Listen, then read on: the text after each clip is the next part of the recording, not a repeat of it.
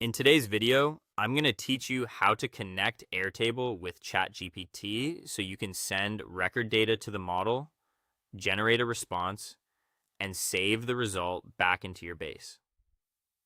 We'll begin inside Airtable. Open the base you want to work with and prepare the data that ChatGPT will use. This is an important first step because the quality of the output depends heavily on how clear and organized your records are. Make sure the fields you want to send are easy to identify and think ahead about where you want the AI generated result to be stored when it comes back. Next, you'll need access to the Airtable API. Go to Airtable and get your personal access token along with your base ID. These are what allow your automation tool to securely connect to the correct Airtable base. Be careful when handling credentials like this and store them only in the secure connection settings of the tool you're using. After that, get your OpenAI API key. This key allows your workflow to send requests to ChatGPT and receive a response. Just like with your Airtable credentials, treat this as sensitive information and keep it private within your automation platform. Now choose the automation tool you want to use.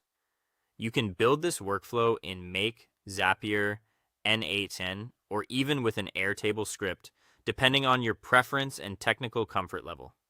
The core process is the same in all cases. Trigger the workflow, pull data from Airtable, send it to ChatGPT, and write the response back. Once your tool is ready, send the Airtable record data into ChatGPT as a prompt. This is the part where you give the model the context it needs. The clearer your prompt is, the more useful the result will be. Include the relevant field values from the record, so the model can work with the actual content from your base. Then let ChatGPT generate, summarize, or analyze that data. Depending on your goal, this could be used for content creation, record summaries, categorization, or extracting insights from text.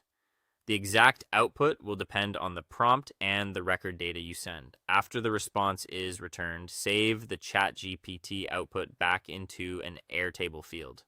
This keeps the result attached to the original record and makes it easy to review, organize, or use in later automations.